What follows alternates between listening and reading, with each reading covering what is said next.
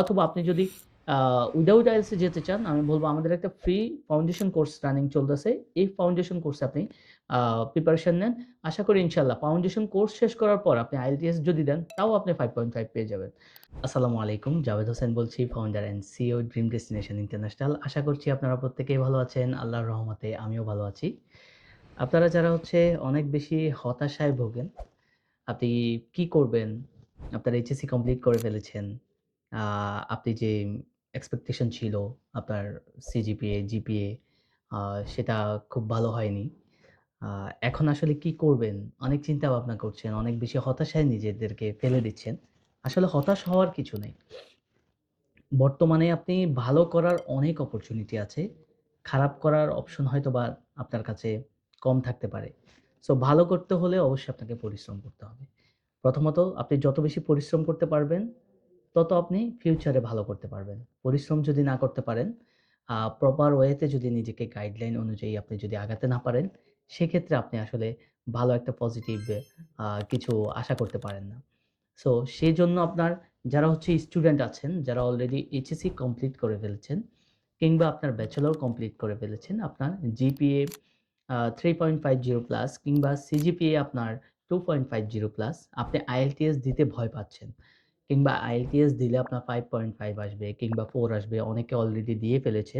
যাদের 5.5 এসেছে, 5 আসছে। এখন কি আসলে কোনোভাবে কি কোনো দেশে যাওয়া যাবে কিনা? আমার দিক থেকে honestly আসলে আপনি যদি ট্রাই করেন, অনেক অপরচুনিটি আছে। নিজেকে হতাশার মধ্যে না ফেলে আমি বলব যে আপনার যদি পড়ালেখা করার ইচ্ছা থাকে, ফিউচারে অনেক ভালো কিছু করার অপশন যদি আপনি খুঁজে বের করতে চান, তাহলে আপনি স্টুডেন্ট হিসাবে বাহিরে যান।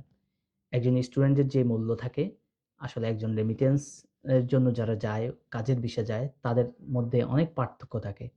অবশ্যই প্রত্যেকে আমাদের জন্য ভালো কিছু করার জন্যই আসলে বিদেশে যায়।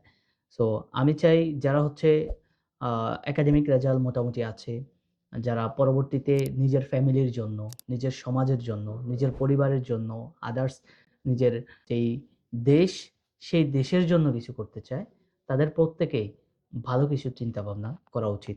অন্যরা যাতে নিজের দ্বারা ক্ষতিগ্রস্ত না হয়, কখনো কিছু না কিছু আপনার দ্বারা মানুষ উপকৃত হয়, সেদিকটা অবশ্যই লক্ষ্য রাখা উচিত এবং নিজেকে সর্বোচ্চ পরিশ্রম করে নিজেকে অ্যা সবচাইতে ভালো একটা অবস্থানে নিয়ে যাওয়ার জন্য চেষ্টা করে যেতে হবে।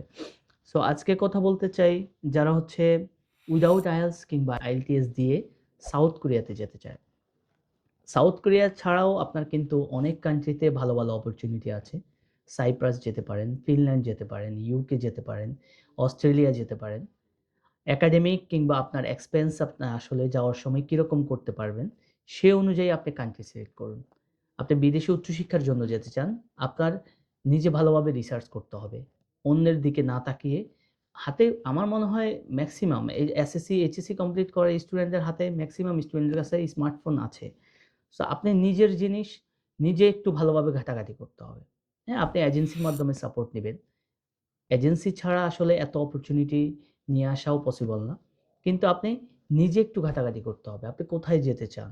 আপনি কি সম্পর্কে জানতে চান? আপনি কেন যাবেন? আপনি কোন সাবজেক্টে পড়ালেখা করবেন? কোন ইউনিভার্সিটিতে যাওয়া উচিত? আপনার একাডেমিক রেজাল্ট অনুযায়ী আপনি কোথায় এপ্লাই করলে আপনার বিষয় হওয়ার চান্সেস ভালো থাকবে? এই বিষয়গুলা নিয়ে আসলে প্রতিনিয়ত আপনি একটু ভালোভাবে ঘাটাঘাটি করতে হবে। আপনার ফ্যামিলির যেই আ ডকুমেন্টস গুলা লাগবে, আপনার স্পন্সরের যে ডকুমেন্টস গুলা লাগবে, এগুলা 100% কিভাবে অ্যাকুরেট ভাবে আপনি রেডি করবেন, এগুলা নিয়ে আপনার একটু ঘাটাঘাটি করতে হবে। ইএপি প্রোগ্রামের জন্য আপনি অনেকগুলা ইউনিভার্সিটি আপনি পেয়ে যাচ্ছেন সাউথ কোরিয়ার। যেমন আপনার যদি উইথআউট আইএলটিএস আপনি যেতে চান, তাহলে হানসে ইউনিভার্সিটি আছে। উইথআউট আইএলটিএস এ আপনি এপ্লাই করতে পারবেন। Korea university of technology and education আছে, কোরিয়া টেক, সেটাতে আপনি এপ্লাই করতে পারবেন। কিংবা আ আরো অনেকগুলা ইউনিভার্সিটি আছে যেগুলো আপনারা যখন ডেডলাইন আসবে তখন আমাদের কাছ থেকে ইনফরমেশন নিতে পারবেন। এবং আইএলটিএস দিয়ে আপনি অনেক ইউনিভার্সিটি পাবেন। যেহেতু আইএলটিএস থাকাটা আসলে খুবই ভালো। উইথআউট আইএলটিএস এ এপ্লাই করার চাইতে আপনি আইএলটিএস এ একটা মোটামুটি রেজাল্ট উঠিয়ে তারপর এপ্লাই করলে আপনার ভিসা হওয়ার চান্সেস বেড়ে যাবে। সেক্ষেত্রে আপনি কিয়ংডং ইউনিভার্সিটি পাচ্ছেন, বিএফএস ইউনিভার্সিটি পাচ্ছেন, কেয়াংসাং ইউনিভার্সিটি পাচ্ছেন, ইনজে ইউনিভার্সিটি পাচ্ছেন, সজং পাচ্ছেন, তারপরে আপনার সানশিন ওমেন্স ইউনিভার্সিটি পাচ্ছেন। অনেক ইউনিভার্সিটি আছে এর বাইরেও।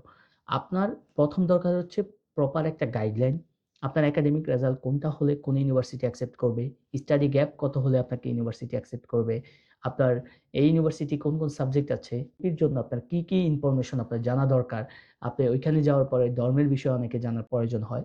সেই বিষয়গুলা বা ইএপির আপনার টিউশন ফি কেমন হতে পারে, ওভারঅল আপনার কেমন খরচ হতে পারে, এভরিথিং সব আপনি হচ্ছে ১ম থেকে এখন থেকে আপনি জানা শুরু করবেন। এবং আপনি যদি IELTS এর প্রিপারেশন না নিয়ে থাকেন, এখন থেকে IELTS এর প্রিপারেশন নেওয়া শুরু করেন। আমাদের একটা ফ্রি IELTS কোর্সে রানিং চলছে। আপনি চাইলে সেই কোর্সে সম্পৃক্ত হতে পারেন। আমরা সম্পূর্ণ ফ্রিতে IELTS কোর্সটি দিচ্ছি। অথবা আপনি যদি আ উইথআউট IELTS এ যেতে চান, আমি বলব আমাদের একটা ফ্রি ফাউন্ডেশন কোর্স রানিং চলতেছে। এই ফাউন্ডেশন কোর্সে আপনি প্রিপারেশন নেন। আশা করি ইনশাআল্লাহ ফাউন্ডেশন কোর্স শেষ করার পর আপনি IELTS যদি দেন, তাও আপনি 5.5 পেয়ে যাবেন।